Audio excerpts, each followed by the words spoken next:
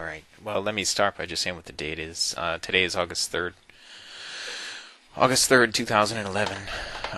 It's the day after we had the debt ceiling agreement. Apparently, none of the big business seems to like this, and Wall Street does not seem to like it all that much. But it gave us a ton of opportunity. The first thing I'm going to go over here is 12:26, so I'm going to try to be pretty quick about this. We had a ton. We had just countless opportunities this morning. Unfortunately, we had some technical issues, so I could not take advantage of all the opportunity that there was. As in the past videos, the trades that I did actually take are marked with yellow. The trades that I was not able to take have an orange arrow on them. But you can see here that, a break above the elbow and then a close above that gave us a long. A break below the elbow and a close below that gave us a short. A break below the continuation trade here. A break below the MA1 and a close below that gave us a short. Below for a short. Above and above for a long. And this went on all morning.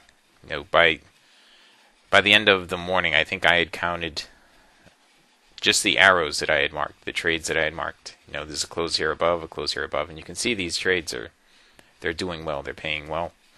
I'm not going to scroll through and go through every single one, but you guys can watch them as we scroll through. Most of these trades are winning trades. I think by the time that I stopped to count them, I think I had counted actually 47 trades using a 6-tick bracket, which is different than the one that Alan was talking about earlier, which would account for the difference in the number of trades.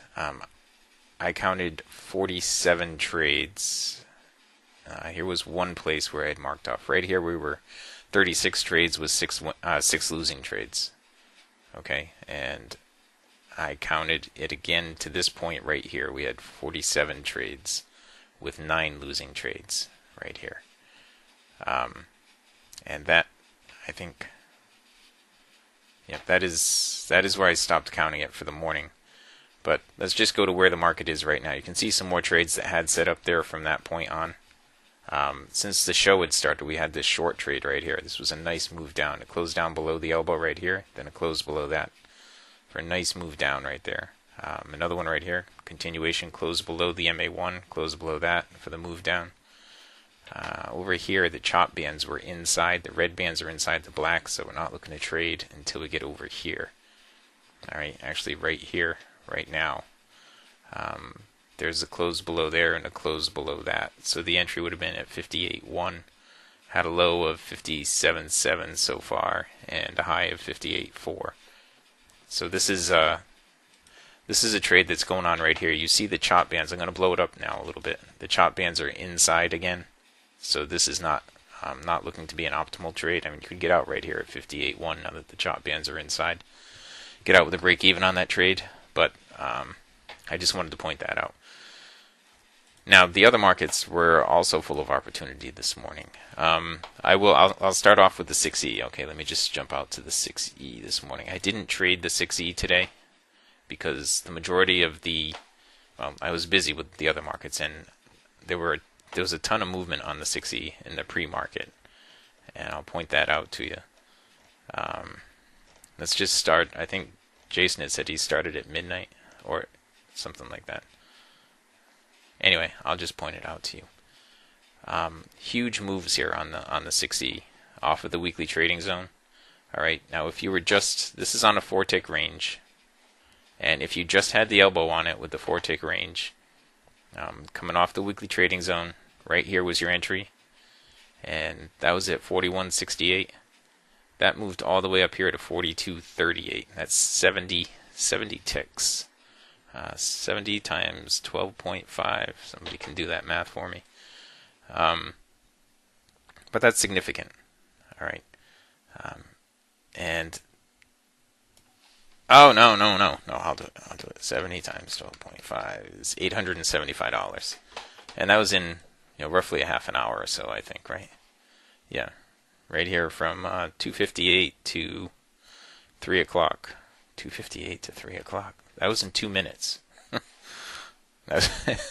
Is that right? I'll answer questions in a couple of minutes, okay? Because I'm actually making a recording of this. But you can see anytime when it was breaking the elbow and the chop bands were not inside here, you were getting some nice movement out of it.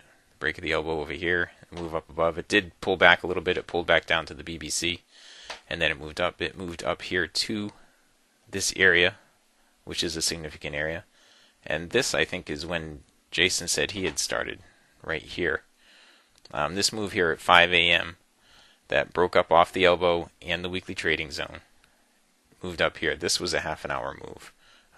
That one right there, guys, was from 42.68 all the way up to 43.32.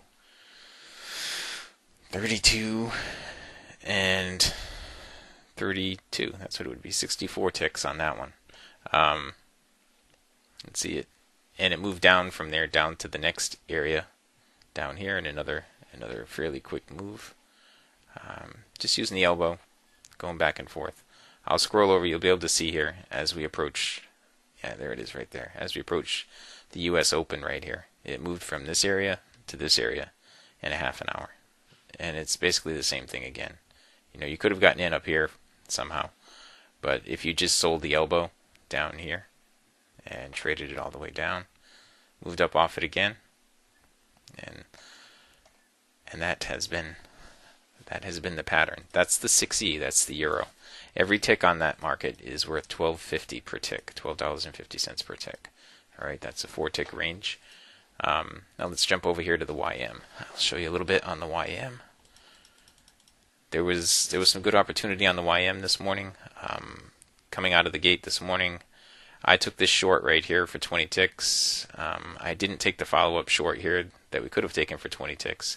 The setup on the YM is fairly simple. We like to just we wait for a bearish or a bullish cross of the MA1 over the BBC. Then I take the first pullback.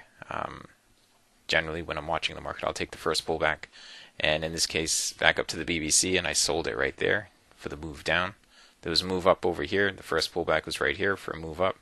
I use a 7x20 bracket on this, meaning the risk is 7 ticks and the profit is 20. This made it. I think this made it. Then it came down here. I missed this one. This made it. I missed this one too, by the way. But I missed this one, and that one did well. On the flip side, right here, I took this one, and it stopped me out, but it did end up moving back up. So if somebody had more than 7 ticks risk on this, it worked out for you. Over here, it pulled back. Now, I wasn't watching it over here, but it pulled back up here, same thing, and moved down nicely. That's how we trade the YM. All right, the YM is the mini Dow, for those of you who don't know. This right here is the ES. I did take one ES sandbox short trade this morning that did not work out for me. It was right over here. This is the 2100 tick. Now I drew in. There was a sandbox. It was a sandbox trade early on this morning right here, and I just put these rules in here for the sandbox trade. All the colors have to match, meaning the MA1, the cycle, and the DMT have to match. The cycle's not oversold, not down here below 30, and the price pulls back up to the MA1, so your entry would be right in here. That was the sandbox trade from this morning. This was a second sandbox trade from the morning that didn't work out, and from there the cycle's been oversold, so we weren't able to trade the ES all that much this morning. Let's see. I'm going to take a breath. Corn.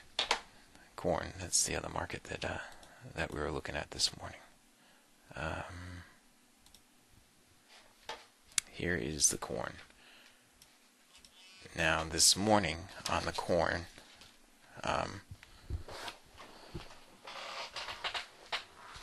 let's see.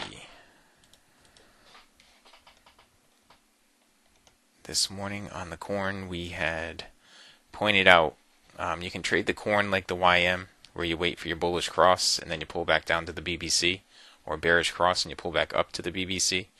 And we had drawn in this trend line down the tops when we were right over here this morning. And we're saying this morning in the live trading room, Bert and I were talking about it. And we were saying, okay, now watch for this to move up and then pull back down to the BBC and get a reaction off the BBC. And that's exactly what happened. And you can see here it crossed down, pulled back up to the BBC, and kept moving down. Up here it crossed up, pulled back, and you didn't get a reaction off it this time. Right here it's at the BBC right now after a cross down. So we'd be looking for a reaction, a down close over here. All right, that's the corn. What else did? YMES, Russell, 6E, and corn. Gold. That's what I wanted to show you. The gold. I knew there was something. I had drawn in this this channel this morning. Now to make the channel, all I did was draw a trend line up the tops like this, then make a parallel of it, make an exact copy of it, and I fit it right here along these bottoms. Now that was after this bottom right here had been put in, right here. All right, I fit it there, and this is on an hourly chart. So you can see that gold right now is really consolidating, but it's consolidating toward the bottom of this channel. The way that gold normally works is it consolidates and then it takes off. You know, it consolidates and then it takes off. Consolidates and then it takes off. So the direction that I would think that gold is going to take off here is going to be up. If all the indexes keep going down, gold's going to move up. I know we're at record highs and all that, but if it keeps consolidating here, I think we're going to move up off of this channel and up to the top, which I think will probably be up to 1685, 1690, up in that range. And that is the morning so far. Yeah, we had a very busy morning in the live training room, and that was it. All right.